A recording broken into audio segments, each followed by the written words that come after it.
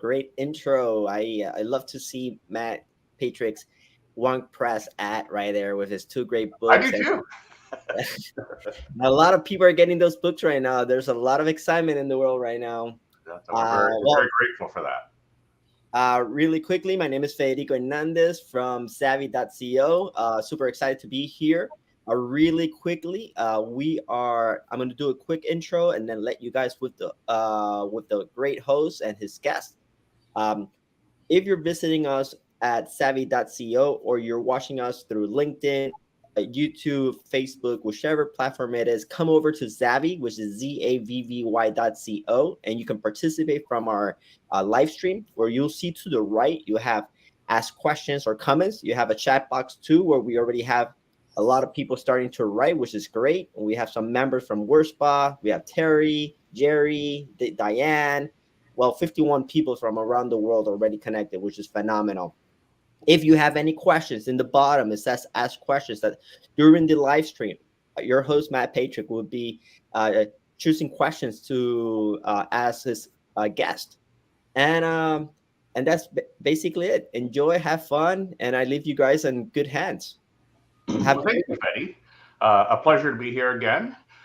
For those people who actually, many of you have watched these videos before, but for those who have not, just a little bit of background. These are a series of videos we at the West Indies Rum and Spirits Producers Association, it's a mouthful, better known as WIRSPA. Our 50th anniversary was in 2021, and so we started a series of videos to interview some of the icons of Caribbean rum, people who've worked in the industry for decades and have played an instrumental role in making rum what it is today. And we're very honored today to have Mr. Jerry Edwards, formerly of the Mount Gay Distilleries, the master blender for many years, who's created many of our iconic Mount Gay expressions. So welcome, Jerry. Thank you, Matt. Yes. So let's jump right in. So tell us about your life before joining the rum industry, and what were you doing? Where did you grow up? And what prepared you to work in the rum industry? Well, to begin with, I spent all my life in Barbados. The only parts of my life that I spent outside of Barbados was in business travel or on vacations to far and distant places. But I attended the University of the West Indies, where I did a degree in chemistry and mathematics. It was a double major. And how that led me into rum was quite interesting because I had no thought of being in the rum industry to begin with.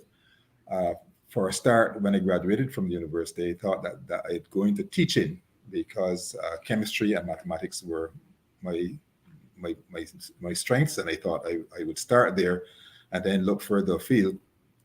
At the same time, though, I had the thought of if I were going to be doing any postgraduate work, it would be in the field of reaction kinetics. I thought of being a kineticist because when I was at the university studying chemistry, I had a Dr. Webb who was himself a kineticist, a spectroscopist, and I had been doing some research with him after the end of my final year. During the time when other students went off on vacation, I spent time with him doing research on the ninhydrin reaction, and it was to do with reaction kinetics of the ninhydrin reaction.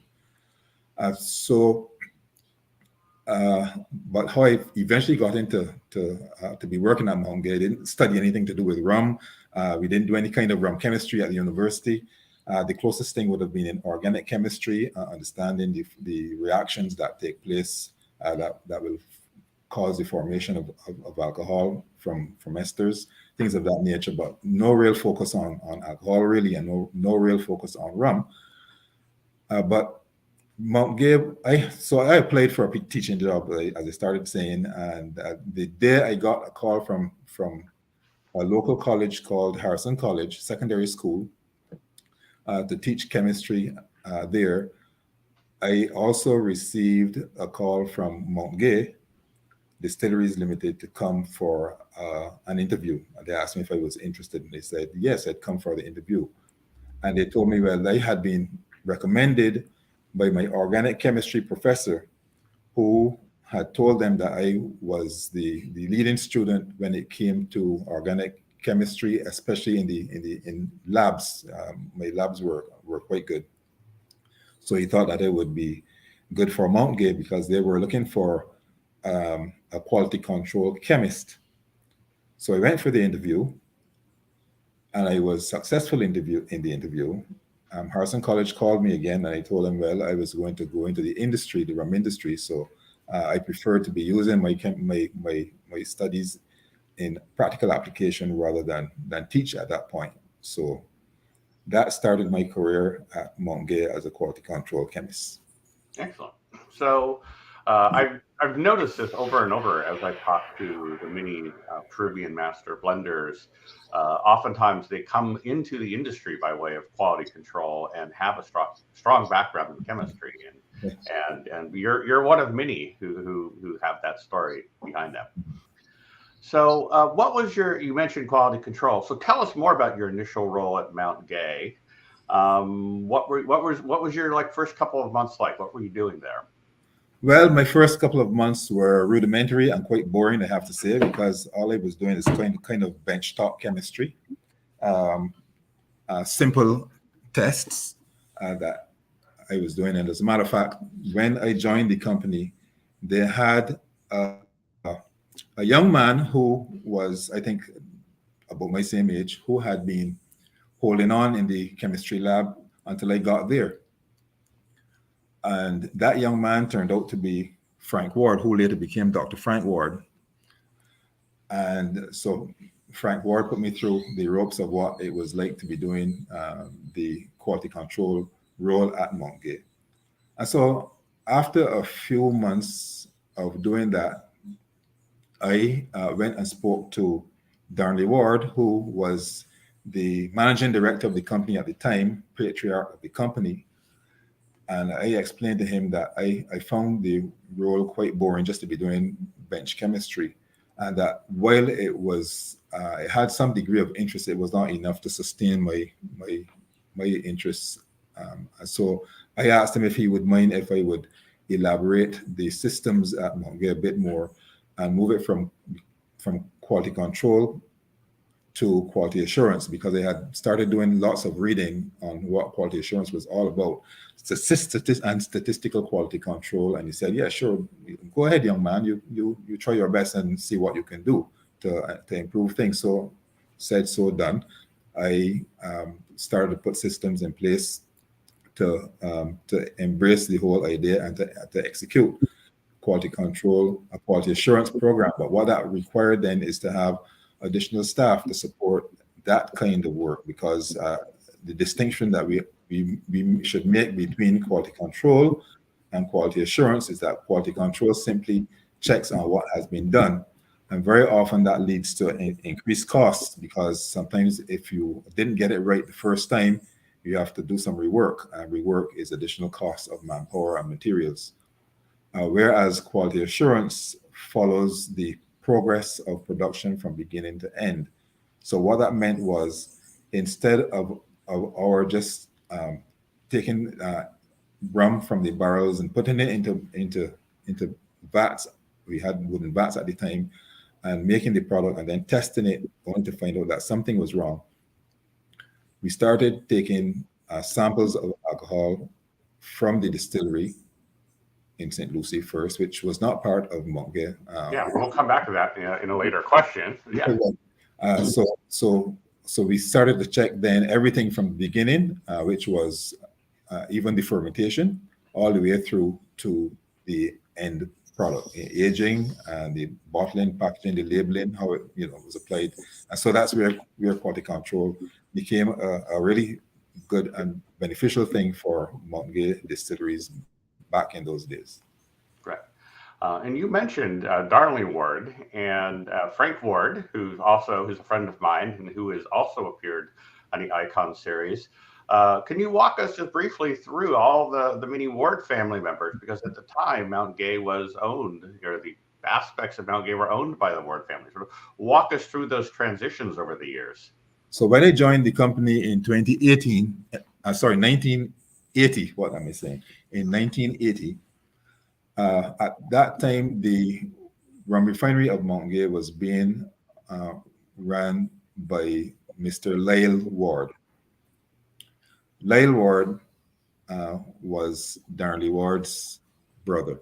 So Lyle was in charge of the rum refinery of Mount Limited, a separate company, separate and distinct entity, and Darnley Ward was in charge of the of Mount Distilleries Limited. So whereas the rum refinery of Mount did the distillation, the fermentation and distillation, Mount Distilleries Limited was responsible for the manufacture and marketing of the end product. Uh, Lyle Ward was succeeded by Louis Ward after he passed away.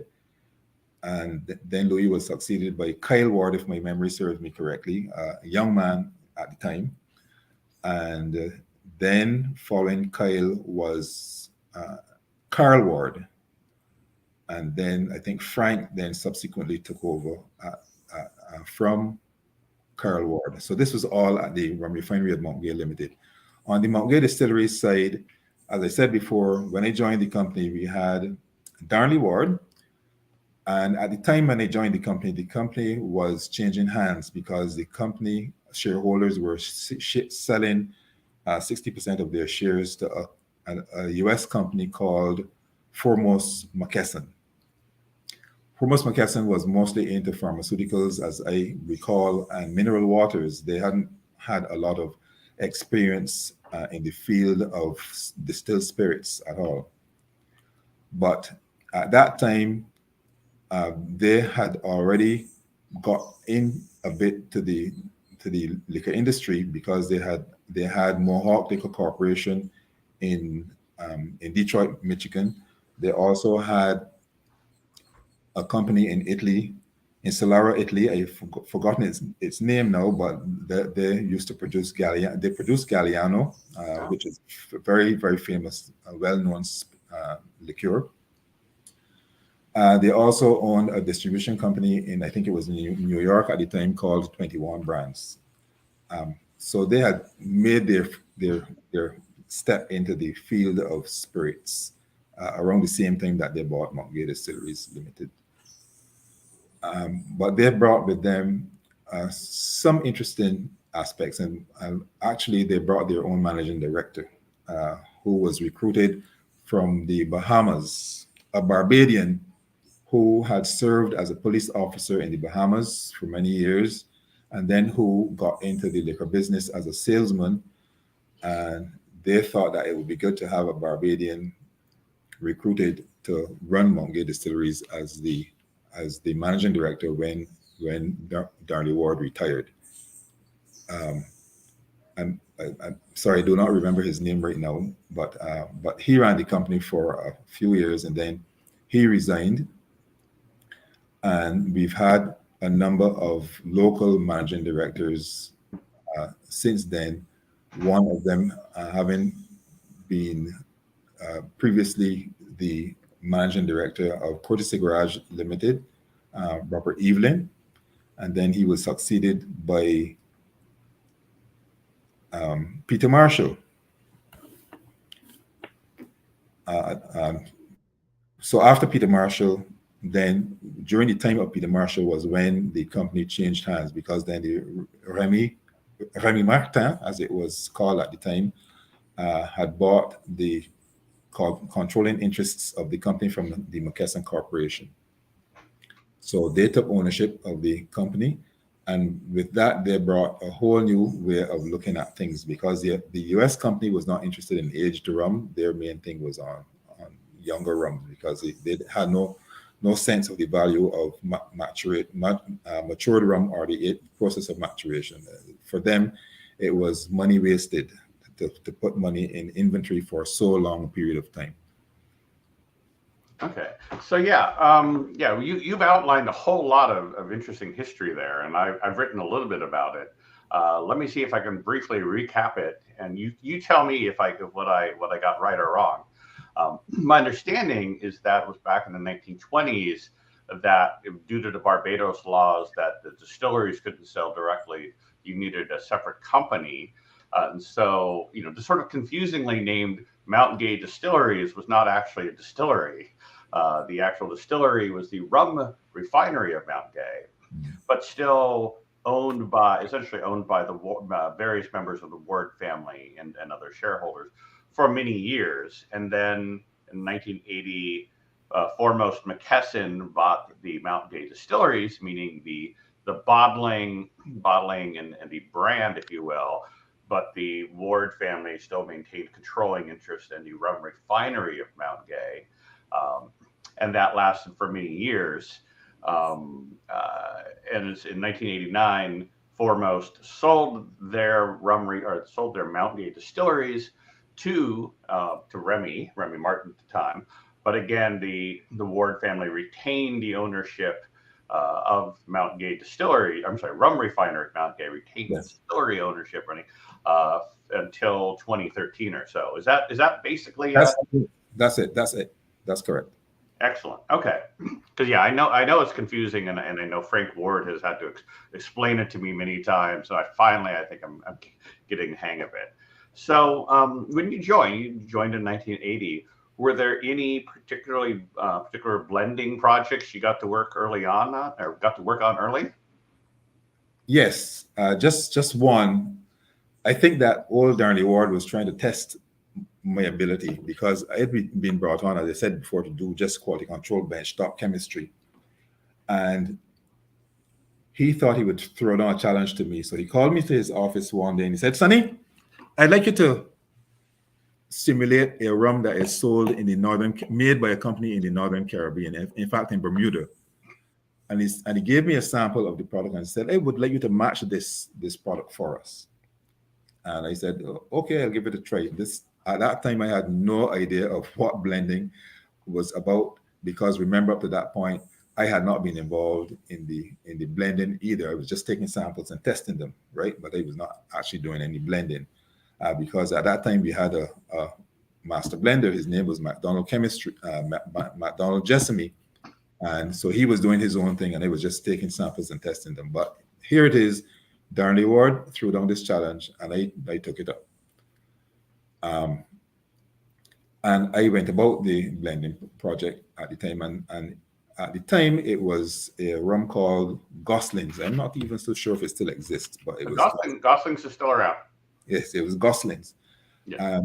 So I went to the lab and I found a way to get different materials to put it together. I smelled and tasted and sort of identified the different characteristics and found flavors that will match what we were looking for. And I put it together and I went to him about 2 weeks later and he said, "This is what I've got." And he compared the two and he said, "This is a perfect match, a perfect match." I said, "Okay, so what would you like me to do from here on out?" He said, "Well, nothing. I just wanted to see if you could do it."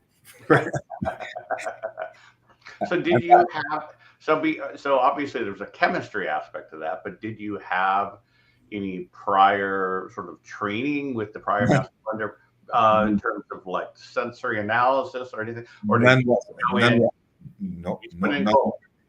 whatsoever. It all had to come just naturally. Okay. Excellent.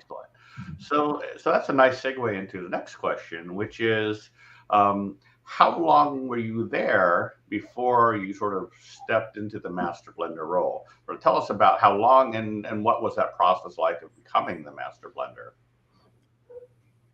So after a year of being there, and this is after the whole Gosling's experiment, it was thought that I should get more intimately involved in what was going on in the blending operation. So I did. And at that time, the master blender, McDonald Jessamy, was working with ratios that were handed to him by the production manager. So he was putting it together, but he was not the creator of the formula, but he was just putting it together. And so I thought it would be good to bring a bit more science to the way things were done. And so from that point, what I did was to create the formulae, the various formulae based on percentages rather than ratios. I mean, they ultimately are the same thing, but but it found it much easier to work with percentages. And so I taught the master blender, who was not particularly good at mathematics at the time. I taught him a few things on how to work these percentages and even the ratios, and how for any size batch how to calculate how much of the various ingredients he needed to put together to make a batch, because he had not been doing much of that to begin with. Much of what he was doing was not formulation, but just blending and taking the ingredients and putting them together. So when the company realized that I had been doing this with McDonald Jessamy, they got me to be working more closely with him over the years. I was not the master blender, but I was working closely with the master blender to put more science into the way that things were done. What that also meant too is that by that time we had elaborated the system of quality assurance, which means that we were doing end-to-end checks on all the various materials, as well as the intermediate products and the finished product. And so what that also meant was the master blender was then involved in looking at what different ages of rum he was using, how he would be combining those to create the kind of character that we wanted in the finished product. And so because we were working that closely, and because we were discovering ways of doing things to ensure that there was consistency in the product, and because for the first time we were coming to understand the difference between age and maturity, age being simply the length of time that the rum sits in the barrel, and maturity being the quality that it achieves over time, that we were able to realize that really we ought not to, we should really stay around from stating and putting an age statement on the label, as Monge had been used to doing already. But the discussion had come up several times because we'd been asked questions as to why we don't put the age on the bottle. And more we realized the reason why we shouldn't do that, because when you put an age statement on the bottle, then it becomes the age of the youngest rum in the bottle. But sometimes the addition of a younger rum helps with creating balance and character in the product. And so we took a conscious decision there and then to always avoid putting an age statement on the bottle, even when we produced a product that was of one particular age, Right. one particular age, and a very, very high level of maturity. We didn't put the age on the bottle either. We'll come to that later, and that was when we were celebrating 300 years. Right. So we're going to come back to that. But so when you started, what were the sort of the flagship Mountain Gay expressions at that time? So at that time we had Eclipse rum, which everybody knows that was a flagship product. But then there were other rums that were a little bit cut above the Eclipse in terms of quality. There was something called Final Liqueur, which had a slightly greenish label. There was and it had a higher percentage of pot still rum. There was also a product called Special Reserve rum, which had an even higher percentage of pot still rum. And there was sugarcane brandy, which had the highest percentage of pot still rum, aged pot still and matured pot still rum, which made it have the character of brandy, if you will. But we didn't have any particular expression that one would associate with premium, really high premium quality. Well, throughout the world, of course, Montgay was seen as a premium brand. So it didn't matter whether it was Eclipse or Special Reserve or what have you. Montgay was regarded all over the world at that time as a premium brand. It was well known as a premium brand. But for us at Montgay, we felt that we needed to step it up a bit more so that we could line up well with other Caribbean producers who were, in fact, producing and packaging and labeling so that when you looked at it, you knew it was a premium brand. Right. So what was the transition? Was there some sort of moment or reason why Mountain Gay sort of transitions to a new set of expressions? Yes. When McKesson sold their shares in 1990 to Remy Martin, but first of all, we had in the background created a product, and it was kind of what you will call skunk work. Skunk work in that we were doing it quietly. This is myself and the operations manager at the time, because I was in charge of quality assurance. But we had an operations manager, Wallace Edinburgh, and Wallace felt that we needed to have a premium brand. So we set about creating a premium brand in terms of its organoleptic qualities. And so we did that, and we finished that in 1989, before the company was sold to uh, to Remy Martin. We presented it to Remy Martin, and not Remy Martin, sorry, to McKesson before they sold the company, and they said, no, we don't want to go with that, scrap it. So we scrapped it. Scrapped it only in theory, but it was there. It was there still. We simply didn't launch it. And then in 1990, when Remy came, we pulled it back out, blew the dust off, and said, look, this is a product that we were creating to be what we wanted to present as a premium, more premium that we currently have, to match up with other premium brands that were already being created by other Caribbean companies. And they said, of course, let's do that. And they did tastings, they loved it, and they said, let's run with it. Okay. And that product was Extra Old, which was launched in 1992. Okay. So beyond that, I understand that you got to do a very special extra old blend, or a very special blend even older than that. Can you tell us about that? Yes. Well, in 2003, we were celebrating 300 years of rum blending at the Montgay Distilleries. The story goes that the oldest record dates back to 1703, but it was clear to us that there had been rum being produced on the Montgay properties well before that, but there was no documented evidence of it. The nearest documented evidence was a title deed, which showed that there was equipment and a factory running, producing rum in 1703. So we celebrated 300 years of rum making in the year 2003. We thought that we would have a limited edition product to celebrate that. So we produced what we at the time called Tricentennial rum. It's really tercentennial product, but it's a tricentennial expression, which was 30 years old. It has some 34-year-old rum in as well, but we didn't put a label on it. And this is what it looked like. I don't know if any of our guests, our participants, would remember this bottle, but this was being retailed at 300 US a bottle. We only produced 3,000 bottles back then. Mhm. And every bottle was numbered, and so it sold like hotcakes. Some people bought it by the case. Mhm. But as I said before, that rum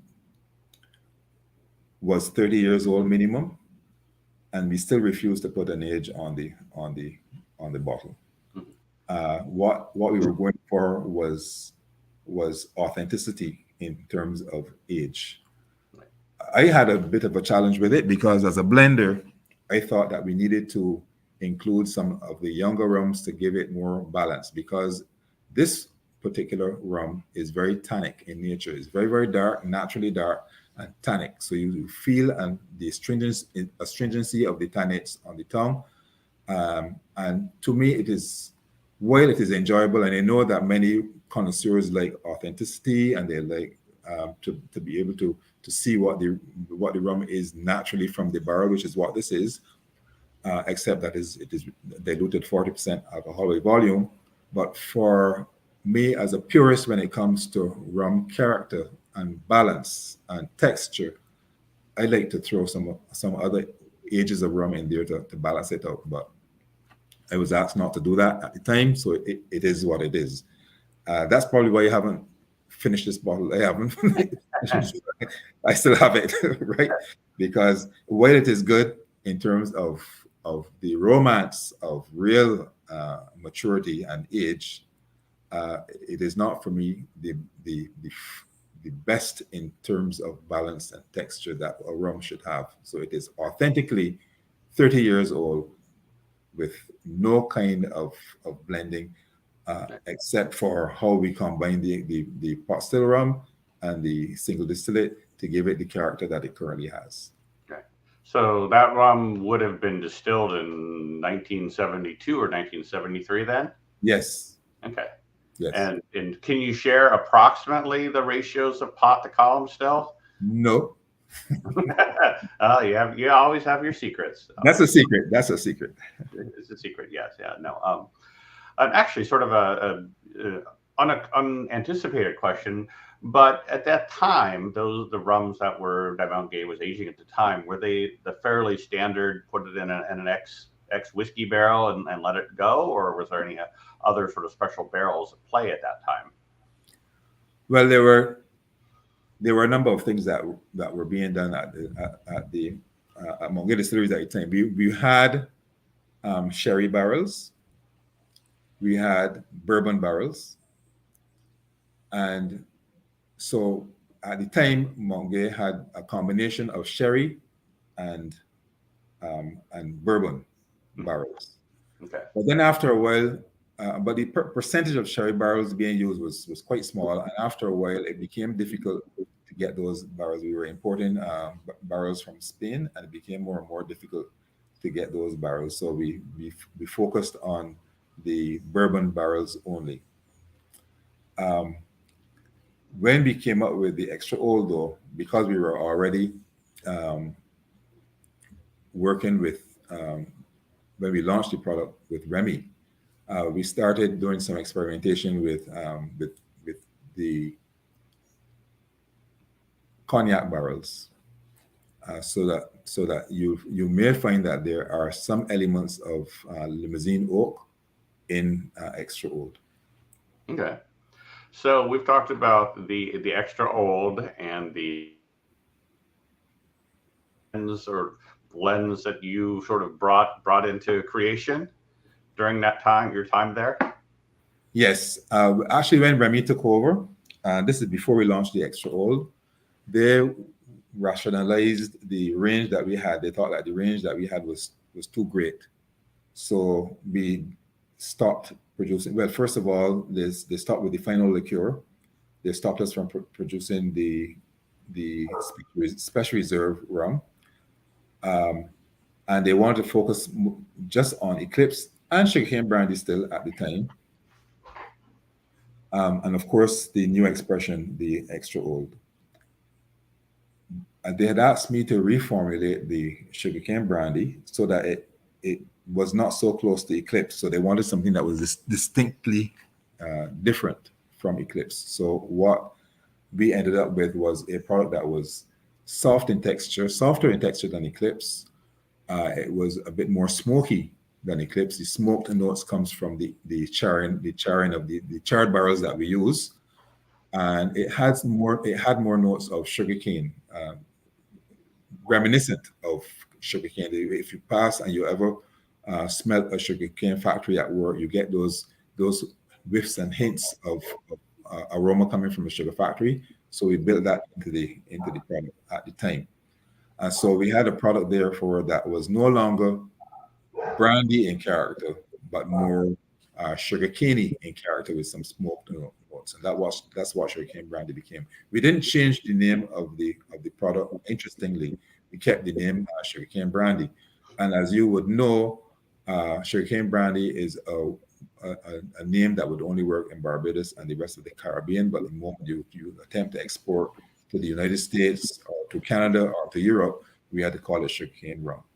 Right. Yeah. I know there's a lot of confusion about this. On the rum forums, you see people like, "What's maybe got an old bottle? What's this? Is like, what is this? Is it cane juice rum?" Yeah. So I thank you for sort of elaborating more on that. And actually, I can't remember. I'm just thinking out loud. Were you involved with the creation of Black Barrel? Black Barrel came out after I left. But you will notice that Black Barrel had many of the same character. But anyone who was used to the reformulated sugarcane brandy will have noticed a lot of similarities between Black Barrel and sugarcane and the reformulated sugarcane brandy, they had much of the same notes. There was a bit more that was done with it, I believe. I wasn't there, so I can't say for sure, but I'll say, generally speaking, the characteristics were pretty much the same. Okay, excellent. So you left Mount, as I understand it, you left Mount Gay around 2005 and then came back in around 2012, right before Remy Cointreau purchased the rum refinery as well. Yes. Tell us about your departure and subsequent rejoining. Well, I had decided that after 25 years, before I got to 25 years of service at Mount Gay, I had decided that I wanted to try something new.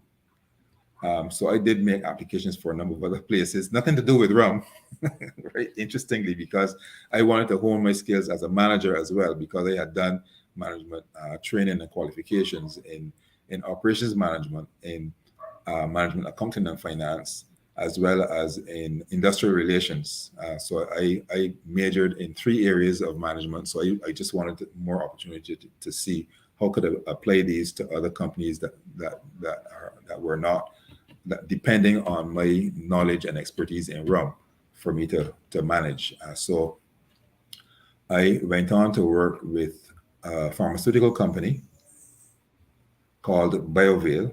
It's a Canadian company, but the owner, the chairman of the company, lived in Barbados.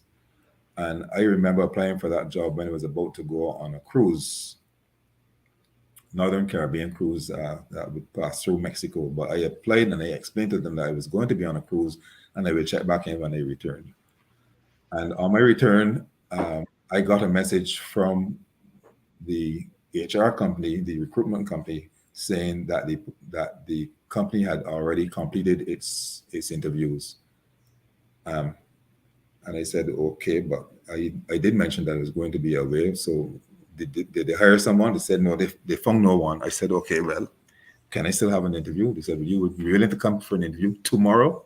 So I said, sure. And so I went for an interview and I ended up working in the pharmaceutical business as a director of supply chain and commercial operations. The job application was really, the job that was advertised for the company was really manager supply chain. But when they realized the kind of experience I had at Mount Gay and the level at which I operated at Mount Gay, they sort of upped the responsibilities of the job. And instead of being a manager, I became a director. Okay. So that was your departure. So then what brings you back to Mount Gay in 2012? So that pharmaceutical company, which merged with an American pharmaceutical company called Valiant Pharmaceutical Inc., decided to split the company up into 3 parts. One was the operations, which they moved out to Ireland. Part of it was the intellectual property, which they moved to Bermuda. And the third part of it was financial management, finance, which they moved out to Luxembourg. So they split the company up into 3 parts. And I wasn't going to be going off to Ireland for the operations part of it. You're cold there. That's right. That's right. But we had already been working closely with a branch of the company in Ireland that were reporting into me at the time. And so they started recruiting for someone to work the Ireland part. So they moved everything over to that part of Ireland. And so at the same time that they were shutting shop here in Barbados, one of my colleagues, a Canadian who worked in the office right next to me, came over to my office and said, Jerry, your old job at Mount Gay is available again, operations manager. I said, oh, really? So because when I left Mount Gay, I was operations, still master blender, but operations manager. That's the management part of it. So I went back to my old job as operations manager in 2012, which was the time when the pharmaceutical company moved out. They moved out at the end of August 2012. I picked up my position at Mount Gay at the beginning of August 2012. Okay. And were you involved in the sort of this eventual sort of sale of Mount Gay to the rum refinery to Remy Cointreau? Yes, but only to the extent of evaluating the equipment that they had accounting for the various items of equipment that they had. Because when Remy through Mount Gay Distilleries, because the sale was to Mount Gay Distilleries Limited and not to Remy Cointreau, it was to Mount Gay Distilleries. And it was my job at that time to go and evaluate, look at the equipment, evaluate it, make a list of all the equipment that they had at the time. So the sale was the purchase of the property and the equipment, not the company itself. Okay. So the company continued under a different name because we also bought the rights to the name Mount Gay. Okay. And so the company continued under a different name and in a different place, whereas the equipment and the lands that properties that they held and buildings were bought by Mount Gay Distilleries Limited. Oh, okay, interesting. I somehow did not realize that it was that the rum refinery was sold to Mount Gay rather than to Remy directly. Interesting. Yeah. So you mentioned master blenders.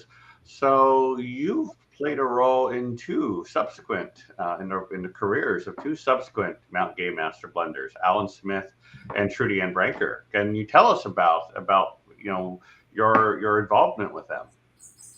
Well, first, Alan Smith, he had been recruited to work with me while I was the quality assurance manager. He was recruited to me to run all of the technical stuff in the lab, the analyses and so on. And we had bought a gas chromatograph, so his job was to also run the GC machine and to do all of the lab work that more involved lab analyses that we had.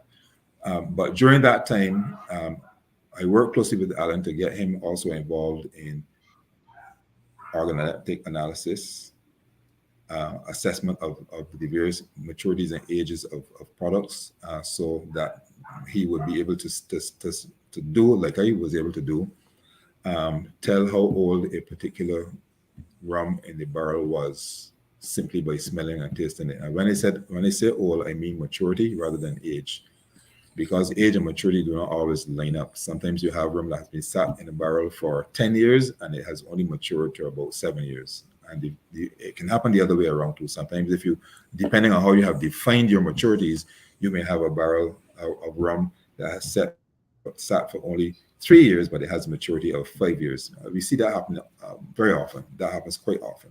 Right. So he learned from me how to do that and then how to formulate the various blends and so on.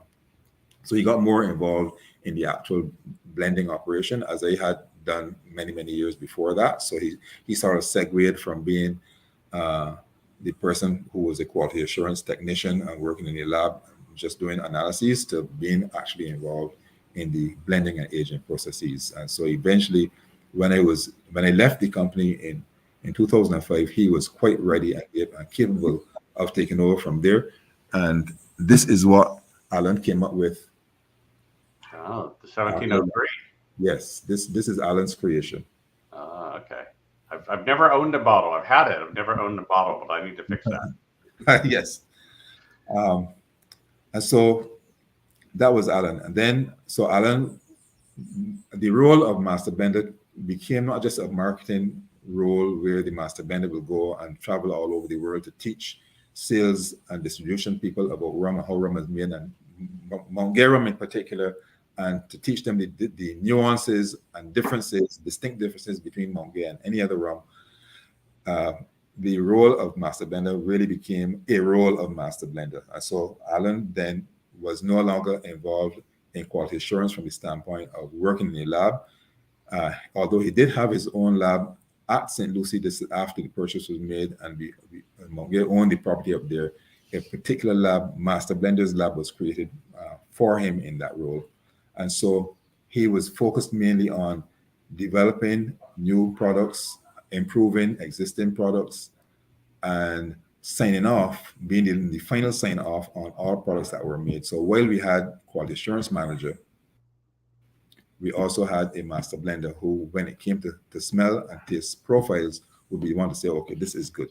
This is good to go, right? And it was important for the company to do that, because then the signature of approval was what became necessary, and it became a more authentic way of recognizing the role of the master blender in the company. And after Alan retired, Trudy Ann took over the role as master blender, and now she is doing just what Alan was doing. Before Alan um, left, though, Trudy Ann had been serving as our quality assurance manager. We kind of stole her from another local company, Pine Hill Dairy, um, that produces, fruit juices and as well as milks and so on and so forth. But she was the quality control, quality assurance manager there, and we saw the value in having her among there, and she quite willingly accepted our offer to come and work with us. And so she started off again, and you made the point before, as from her knowledge of chemistry and biology as our quality control, quality assurance manager, and then she segued into the role of master blender. Okay. And is it true to say that you hired both of them? Yes. Excellent. That's Okay. true. Yeah, so I guess that's true. If you have a long running company with a legacy, part of your job is to hire your successor. That's right. Yes. So, what were your biggest challenges and greatest triumphs, if you will, of your time as a master blender? Start with the challenges. Well, the challenges really had to do with ensuring that we had consistent quality from year to year. That whatever we produced today, 10 years from now, what we produce 10 years later is exactly the same quality as what we produced 10 years before, right? And for that purpose, we developed what we call the triangle test. I don't want to get too technical into what that involves. I think many of the master blenders from other companies who may be on this call, our quality assurance persons who are on this call, may very well know what I'm talking about. But it was just a question of having 3 samples in front of you. That is why we say triangle test. Two of them are the same, and one is different, and it is a two-tailed statistical test, so that you had to have a certain number of tasters or trials, because one taster could taste more than once through the course of a period of time for a particular test. But the minimum number of trials to be able to establish significance is a test of significance was 5. You couldn't do it with less than 5 tasters or 5 trials. But of course, the more tasters you have or the more trials you had, the more confidence you would have in the results of the taste test. So you didn't have to be. The good thing about that test is that the tasters did not have to be experts. In fact, the best tasters are the ones that you just pull off the street for a test like that, Right? Because they come with no preconceived notions, right? All we want them to do is to tell us if they can tell a difference in smell and or taste as they compare these 3 samples, right? So that really turned out to be quite a challenge in the beginning, especially trying to get the number of tasters required to do that test. I've heard that from other distilleries. They also like grab their forklift driver. Yeah. It seems a common thing that you see in the Caribbean rum distilleries. That's true. But even in the margarine business, which is where I went to work after I retired from Montgolfier, we had the same challenge trying to get enough tasters to taste margarines, that we produced when I was working when I was the operations manager for the margarine company. So it doesn't matter what industry it is; it's always hard to get a core set of tasters who come readily to do the tasting. Right. And your greatest joys of being a master blender? Oh, the ability to travel. Because as I mentioned before, I got to travel as far afield at that time as Paris, Scotland, England, Hawaii. Of course, I traveled to New York quite a lot and to Miami quite a lot, because we had a very large distribution company in the United States who were always asking for the master blender to come out to train their staff to do a better job in terms of selling and promoting the product. So traveling was quite a joy.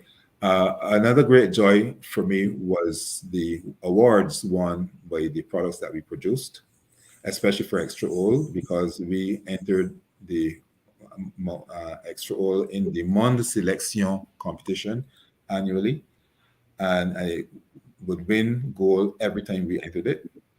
And at one point, we won 3 consecutive goals. And after winning 3 consecutive goals, you are awarded a grand gold medal. So Monge has the extra oil has achieved grand gold, and so I went to Brussels to receive that on the company's behalf. So there's been some good, really interesting and exciting points in the history of Monge and my role as master blender. Okay. So is there, sort of inside baseball, is there some sort of a secret master blender society where you get together and trade notes and drink each other's rums? Anything at If all like that? if there is, I'm yet to find it. I mean, I'm a member of all kinds of secret societies. I don't like to call it that, as a Freemason. Um, and so that's the only secret society that I'm a member of. But for master blenders, it would be good to have a society of master Oh, blenders. yeah, that's true. But I assume, do you ever get together with Alan or Trudy just to talk shop or compare notes and stuff like that? No, we haven't done that yet because there may be a slippery. Being no longer in the company, it is not easy for them to talk to me about things that are happening. True. Yeah. Because they are sworn, like I was, to secrecy.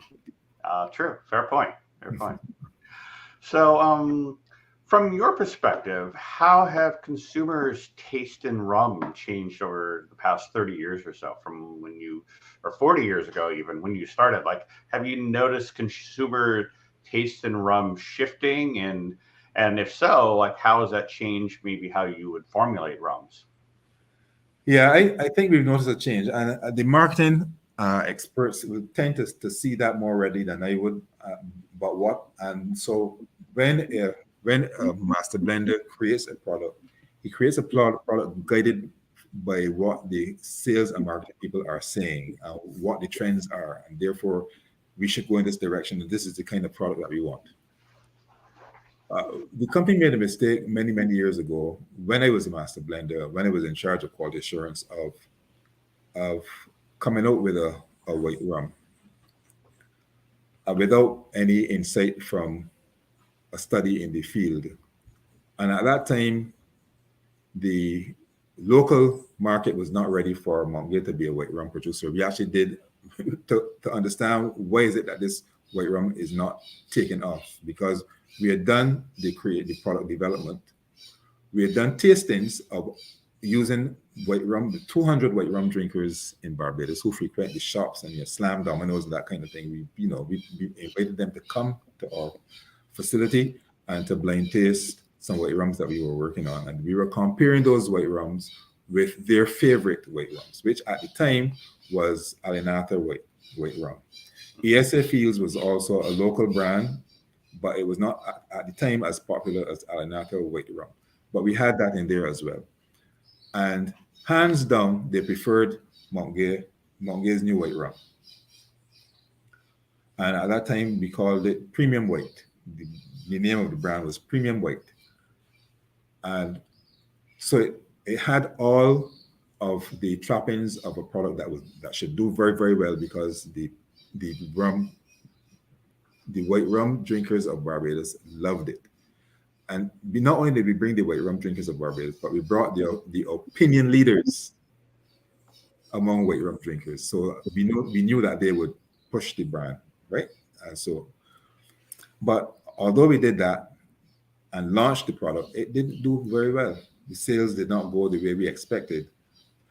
We did a focus group study afterwards, and what came back from the focus group was Monge is not a white rum producer. Monge is an aged quality rum producer. So the public did not accept the idea.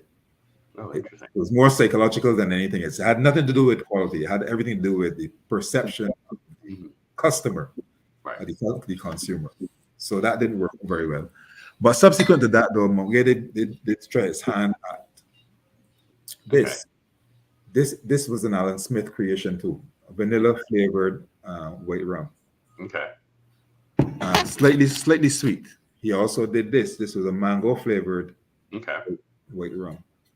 And again, and that was many years after the first white rum attempt failed, but this was an attempt at a flavored white rum because we saw that flavored vodkas were coming on stream, and we figured we could revisit the idea of a white rum, but this time now a flavored white rum.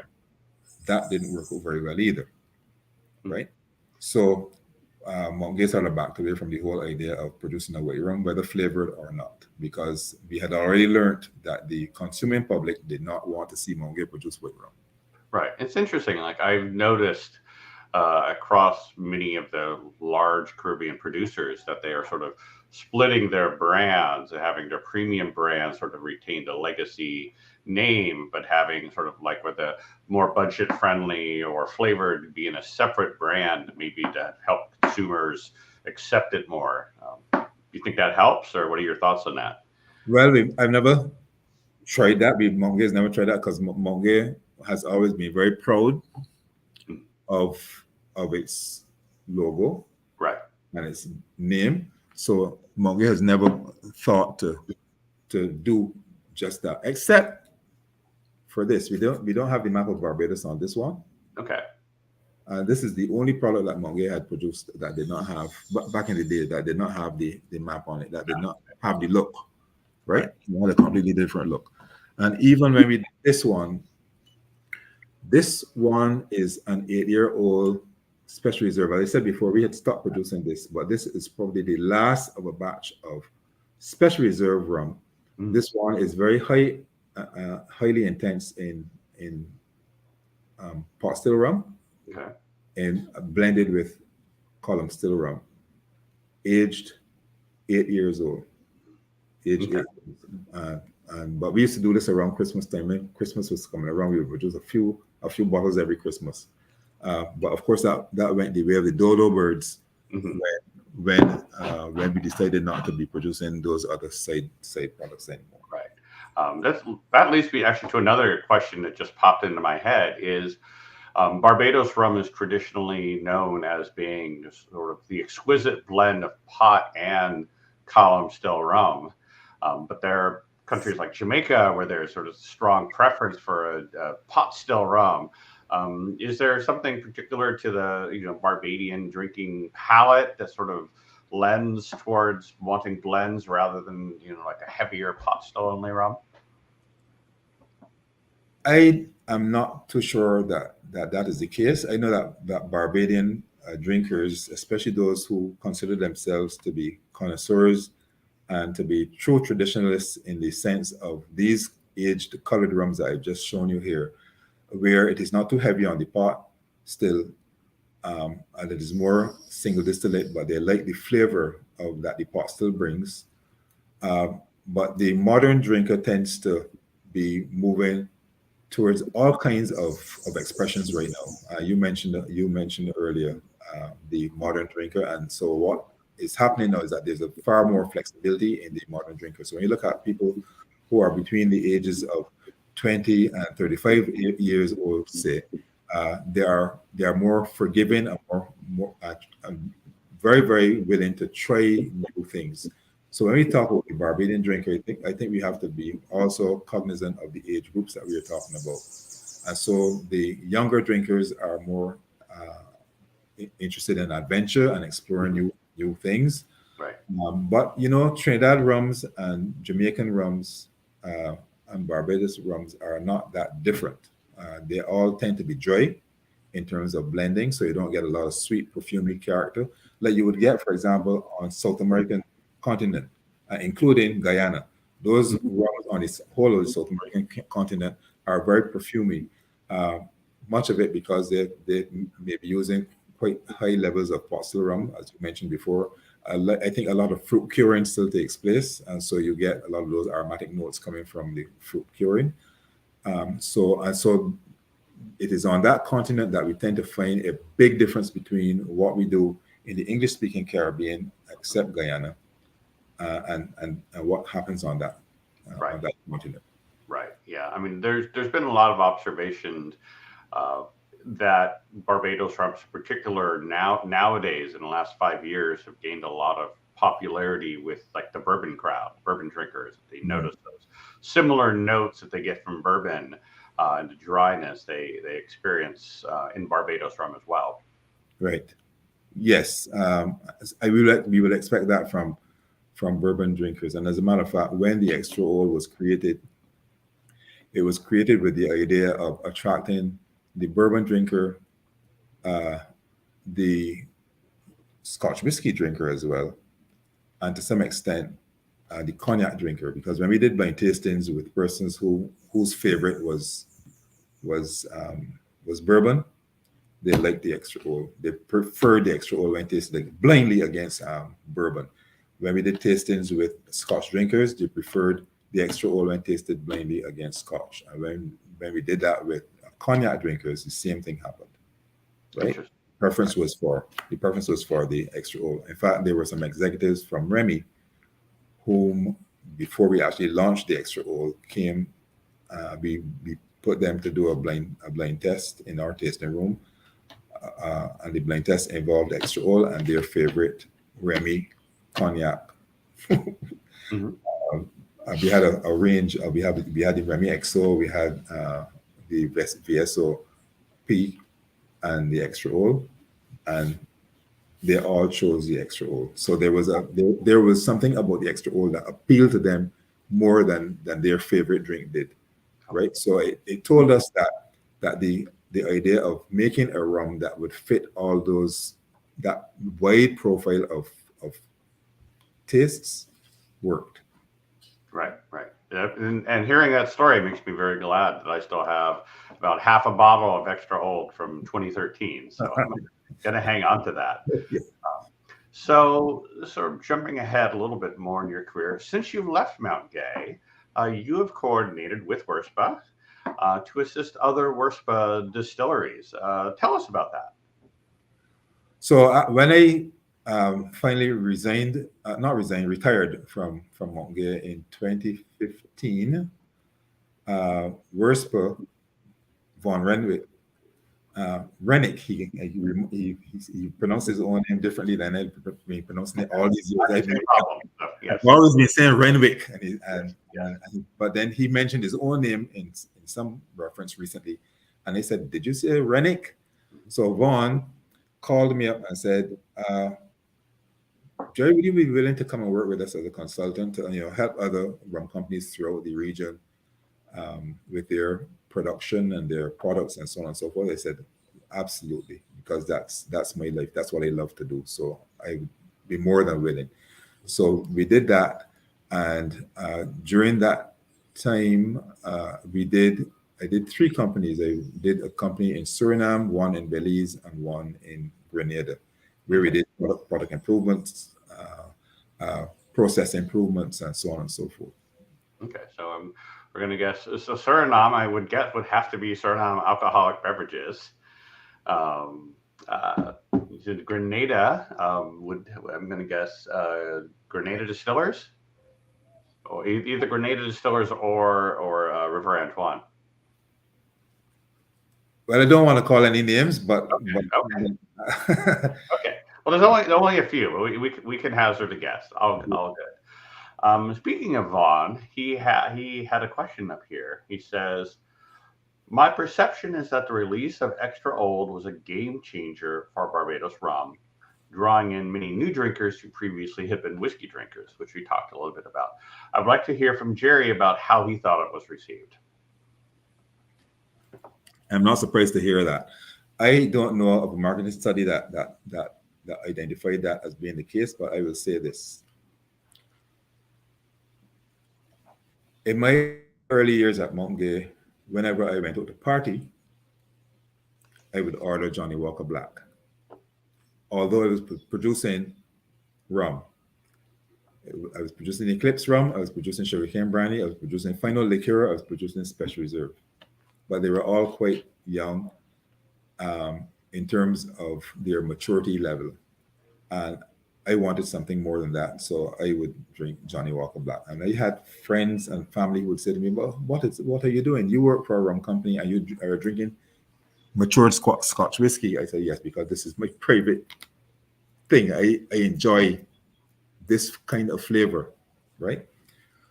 So, but I thought of that, and And so actually when the extra oil was created, that's pretty much the thinking behind it, that it would appeal to a Scotch drink. And I really wanted to be able to drink a rum that I was producing when I was when I was out partying elsewhere, and I go to a bar, I want to be able to order Montgate. Right? I mean, I could have done that before, but then it was not as enjoyable as the Johnny Walker Black that I was drinking at the time. And I was not a very sophisticated drinker at the time, but I did want the maturity level there, right?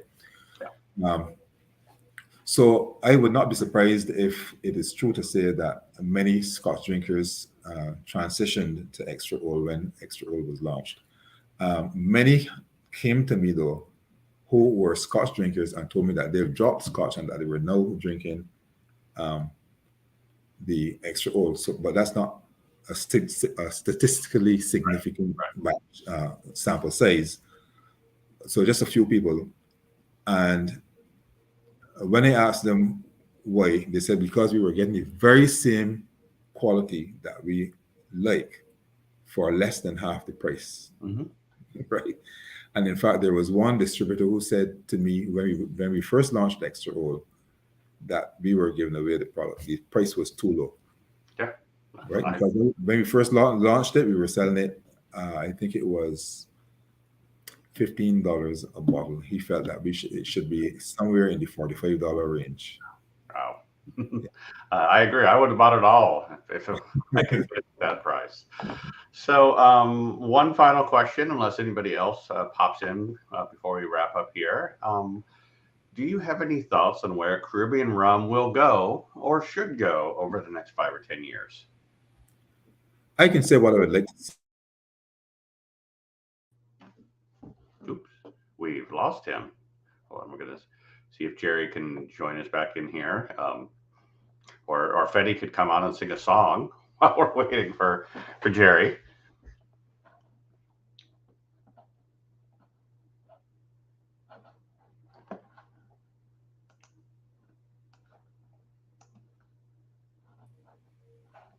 There he is. I'm sorry, I dropped off. Oh, good. Good. All right. So as you were saying, you were talking about where rum should go. Yeah, I'd like to see Caribbean rums continue their emphasis on being premium for those consumers who love premium spirits. I'd like to see some flexibility around other products rums that are less serious, that are more for the fun-loving younger group. You know, rums more like this. I'd like to see that this kind of thing can now play a bigger role in the Caribbean. And as a matter of fact, I am working on a project right now, which is looking at products like that, which will be flavored white rum. Okay. Right, that brings different flavors to the public. So I'd like to see a little bit more flexibility there. That it's not all narrowly focused on what we have known rum to be for all these years, but that we could introduce more of this for the younger drinker and introduce rums that are really good and versatile for cocktail making, because cocktail. What I find is that mixologists, bartenders are always looking for something new, something different to try, something to spice up their blends, their cocktails. And so if we in the rum industry could do more of that kind of thing, where we do more fun stuff with rum and not just see it as being the age mature product that I have to count myself as one of those who are purists when it comes to rum, and that rum could only be a rum considered rum if it is aged for so many years and acquired the amber color and these notes and so on. No, rum is distilled in a still, and they have different expressions that we could have, and we could flavor them just like how we have the cognac, and not the cognac industry, the vodka industry and others now playing with flavors as well. Right. That's a very interesting perspective. I know amongst the super enthusiast ones who are buying the $300 bottles, or the sort of almost disdain for flavored products because they feel like it's diminishing, sort of giving a bad impression to people maybe coming into rum. But yeah, I agree. Like if a company should be able to have a variety of products that suit a wide variety of taste, and it's just a matter of if you're going to elevate rum, you need to elevate rum and make it perceived as a premium product. You have to educate the consumer on what those distinctions are. So, That's right. That's correct. Well said. Thanks. thank you. All right. I don't see any more questions, so I think we're good. Jerry, it's been an absolute pleasure to chat with you. I've learned a few things. I always learn a few things every time I do this, but I want to thank you so much for coming on and sharing your decades of experience with us. Any last words you want to say before Fetty comes on? Well, first of all, I'd like to thank you very much, Matt, for having me on this particular series, the Icon series. I want to also thank Vaughn for thinking of me for this series, and the team at WIRSPA. I'd like to thank all of our participants who have joined the call to give of their time and attention to what we're doing here. I think we can only improve what we all do by sharing the knowledge that we have. So thanks again. Thank you. Fetty, take us out.